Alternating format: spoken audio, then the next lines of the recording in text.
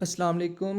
उम्मीद है आप लोग खैरियत से होंगे और इस लेक्चर में हम बात करेंगे फ़्लो चार्ट्स के मॉड्यूल में एक और एग्जांपल कि मेरे पास एक 3 डिजिट नंबर है और उसके जो डिजिट्स हैं मैंने उनको सम करना है, ऐड करना है। मैं किस तरह करूँगा? सॉल्यूशन तो पहले हम देखते हैं, लेकिन उससे पहले मैं एक बात करना चाह रहा हूँ कि वो ये कि अगर आपने इस क्वेश्चन को अटैम्प्ट किया है और सॉल्यूशन तक पहुँचे हैं तो वेल एंड गुड, बहुत अच्छी बात है। लेकिन अगर नहीं पहुँच पाए तो इट्स ओके। लेकिन अगर आपने इस क्वेश्चन को अटैम्प्ट ही नहीं किया, लाइक अपनी पूरी एफर्ट नहीं पुट की, तो ये एक सक्सेसफुल इंसान का माइंडसेट नहीं होता। आप अपनी पूरी कोशिश करते हैं, रिज़ल्ट कभी आपको मिलते हैं, कभी नहीं मिलते, एंड इट्स परफेक्टली ओके। लेकिन अपनी एफ़र्ट करना ज़रूरी है, ठीक है? तो आपका जो एटीट्यूड होना चाहिए वो लर्निंग एटीट्यूड होना चाहिए कि मैं अपनी गलतियों से सीखूंगा। ये नहीं कि आपको मैंने एक एक्सरसाइज दी, आपसे नहीं हुई और आप मेरा सोल्यूशन देखने आ गए हैं। ये तरीका नहीं है सीखने का, ठीक है? तो मैं क्रिटिसाइज़ नहीं करना चाह रहा, बट एज अ टीचर मैं आपको एडवाइस कर रहा हूँ कि आप स्पीड अप ना किया करें कि मैंने बस ये ऑनलाइन कोर्स ख़त्म करना है, मैंने एक सर्टिफिकेट लेना है, ऐसा नहीं है। आप सीखने वाली बात करें। एक्सरसाइज नहीं हो रही, कोई बात नहीं, अटेम्प्ट करते जाएं जब तक थक नहीं जाते। और जब थक जाएंगे फिर मेरा सोल्यूशन देखने आ जाए, फिर ठीक है। लेकिन अपनी एफ़र्ट पुट करना बहुत ज़रूरी है, ठीक है? तो फ्रैंकली बात की मैंने आपसे, डोंट टेक इट पर्सनली। और अब हम आते हैं सोल्यूशन की तरफ। पहले स्टेटमेंट देख लेते हैं कि मेरे पास एक 3 डिजिट नंबर है, ठीक है? ये मैंने एज्यूम किया है। वैसे तो नंबर 4 डिजिट का भी हो सकता है, कम का भी हो सकता है, बट हमारी एक लिमिटेशन है काइंड ऑफ, ठीक है, कि 3 डिजिट नंबर ही है। और मैं चाहता हूँ कि इन 3 डिजिट्स को आपस में ऐड किया जाए। अच्छा, ऐड करना तो मसला नहीं है, लेकिन इसको मैं किस तरह ब्रेक डाउन करूँ कि 2 जो है मेरा एक वेरिएबल में स्टोर हो जाए, जो 4 है मेरा दूसरे वेरिएबल के अंदर स्टोर हो जाए, जो 5 है वो मेरा थर्ड वेरिएबल के अंदर स्टोर हो जाए। उनको ऐड करना तो इश्यू नहीं है, वो तो हम इनफैक्ट पहले कर भी चुके हैं। तो जो यहाँ पे लिखा हुआ है breaking it down into individual digits, ये ज़रूरी है, ये मुश्किल काम है। इसको देखते हैं कि ये कैसे होगा, और अरिथमेटिक ऑपरेटर के ज़रिए होगा। एक दफ़ा रिवीजन कर लेते हैं कि हम अगर फॉर एग्ज़ाम्पल 2 इंटीजर्स को ऐड करें, माइनस करें, मल्टीप्लाई करें, तो आंसर भी हमारे पास इंटीजर आएगा, ठीक है? अगर 10 और 6 को मैंने ऐड किया है तो 16 आया, माइनस किया तो 4 आया, मल्टीप्लाई किया तो मेरे पास 60 आया है, तो एक इंटीजर ही आया ना। एक बात जो आपके लिए डिफरेंट है वो ये कि अगर आप डिवाइड करेंगे तो आंसर डेसिमल में नहीं आता।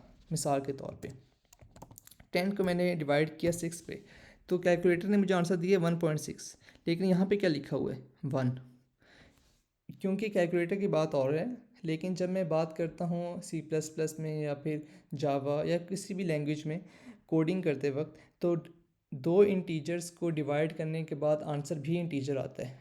तो 1.6 आपके कैलकुलेटर का आंसर है, लेकिन प्रोग्रामिंग करते वक्त आप पॉइंट के बाद वाले हिस्से को डिस्कार्ड करते हैं, ठीक है? और अगर मैंने रिमाइंडर लेना है तो आप ले सकते हैं। फॉर एग्जांपल 10 मॉडुलस 4, तो आपके पास सॉरी 10 मॉडुलस 6, तो आंसर क्या आया 4, ठीक है? ये भी एक इंटीजर है। तो 2 इंटीजर्स के दरमियान में कोई भी अरिथमेटिक ऑपरेटर लगाएं, the answer will be in integer, ठीक है? बाकी तो आई थिंक स्ट्रेट फॉरवर्ड है। डिवीजन को आपने समझना है कि फॉर एग्जांपल 105 को जब मैं 8 पे डिवाइड कर रहा हूँ तो आंसर इज़ 13, ठीक है? 105 डिवाइडेड बाई 8, तो कैलकुलेटर मुझे दे रहा है 13.125, लेकिन 0.125 को आपने डिस्कार्ड करना है।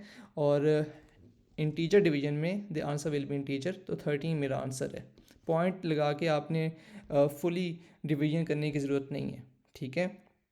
जस्ट इंटीजर पार्ट को रखना है और 0.125 को डिस्कार्ड करना है। और अगर मैं रिमाइंडर लेने की कोशिश करूँ तो क्या आएगा 105 मॉडुलस 8, द आंसर इज़ 1, ठीक है? और यहाँ पर लिखा भी हुआ है। तो आसान अल्फाज में 2 नंबर को डिवाइड करते वक्त आपने इंटीजर आंसर हासिल करना है, और जो पॉइंट और जो डेसिमल वाला पार्ट है उसको डिस्कार्ड करना है। अब आते हैं क्वेश्चन स्टेटमेंट की तरफ। ये आई थिंक मैंने पहले भी एक्सप्लेन किया कि ब्रेक करना एक कॉम्प्लेक्स टास्क है, ऐड करना तो मसला नहीं है। क्या करूँ कि 2, 4 और 5 3 डिफरेंट वेरिएबल्स के अंदर एज अ नंबर स्टोर हो जाए, कैसे करूँगा देखते हैं। अच्छा, नंबर है 245, इनफैक्ट कोई भी हो सकता है, ठीक है, और मैंने उसका मॉडुलस लिया 10 के साथ, तो मुझे यूनिट प्लेस मिलेगी 5।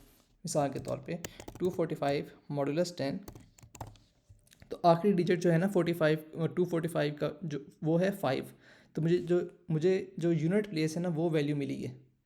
नंबर चेंज कर लें आप। फॉर एग्ज़ाम्पल मैं कहता हूँ 678। जब मैंने मॉडुलस लिया 10 के साथ मुझे 8 मिला, क्योंकि जो 8 है वो लास्ट यूनिट प्लेस का डिजिट है, ठीक है। मिसाल के तौर पे समझाने के लिए मैं एक लार्ज नंबर लेता हूँ, ठीक है, मॉडुलस लूँगा 10 के साथ, तो मुझे क्या मिला, आखिरी वैल्यू 5 यहाँ पे लिखी भी हुई है। अगर मॉडुलस लूँ 100 के साथ, तो मुझे मिला 65, क्योंकि 65 आखिरी 2 डिजिट्स की वैल्यू है। अगर मॉडुलस लूँ मैं 1000 के साथ, तो मुझे 765 मिला। अगर मॉडुलस लूँ मैं 10,000 के साथ, तो मुझे 8765 वैल्यू मिलेगी, ठीक है। तो मॉडुलस ऑपरेटर इस तरह काम कर रहा है, क्योंकि हम इंटीजर डिवीजन कर रहे हैं। आप डिवाइड करके देख भी लें, इस नंबर का मॉडुलस लें इस नंबर के साथ, तो आपके पास ये आंसर आएगा, लेकिन इंटीजर डिवीजन करना है, पॉइंट नहीं लगाना, ठीक है। और चलिए वापस आते हैं टॉपिक की तरफ। मेरे पास जो एग्जांपल है वो थी 245, मैंने मॉडुलस लिया 10 के साथ, तो मुझे 5 मिलेगा, और जो 5 मुझे मिला उसको मैंने एक वेरिएबल ए के अंदर स्टोर कर लिया, ठीक है। तो एक डिजिट मुझे मिल गया, ठीक है। अब मुझे चाहिए 4, ठीक है। 4 को मैंने इस पूरे नंबर से अलहदा करना है, कैसे करूँगा। अगर 245 को मैं 100 पे से मॉडुलस ले लूँ, फिर तो मुझे 45 मिलेगा। मुझे 45 नहीं चाहिए, मुझे 4 चाहिए। तो 4 हासिल करने के लिए पहले तो मुझे इस नंबर को मॉडिफाई करना है, ठीक है। अगर 245 को मैं 24 बना लूँ किसी तरीके से, ठीक है, किसी तरीके से 245 24 में कन्वर्ट हो जाए, तो 24 का जब मैं मॉडुलस लूँगा दोबारा 10 के साथ, तो मुझे 4 मिल जाएगा, ठीक है। लेकिन क्वेश्चन ये है कि 245 को मैं किस तरह कन्वर्ट करूँ 24 में।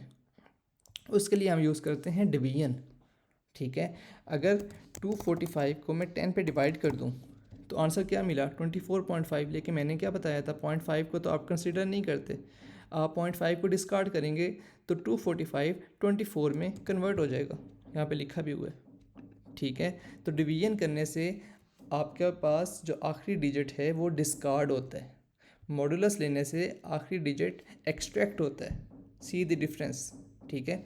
अब 245 24 में कन्वर्ट हुआ, और जो मैंने नम की वैल्यू है उसको मॉडिफाई कर दिया। इसका 245 डिवाइडेड बाई 10, आंसर इज़ 24, और 24 असाइन हो जाएगा नम को।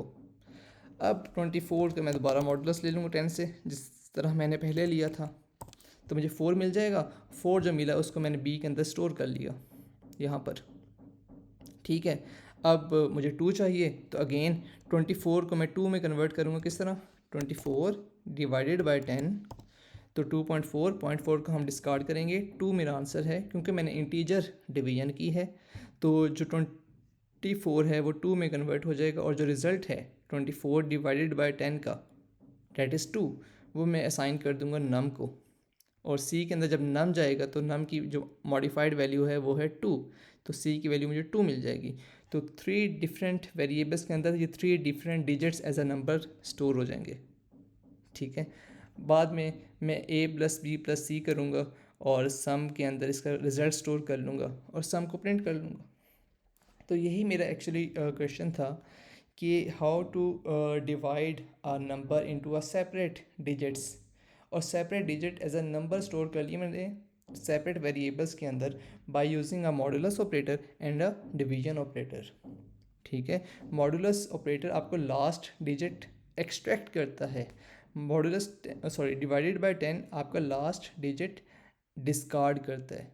बहुत फ़र्क है दो बातों में।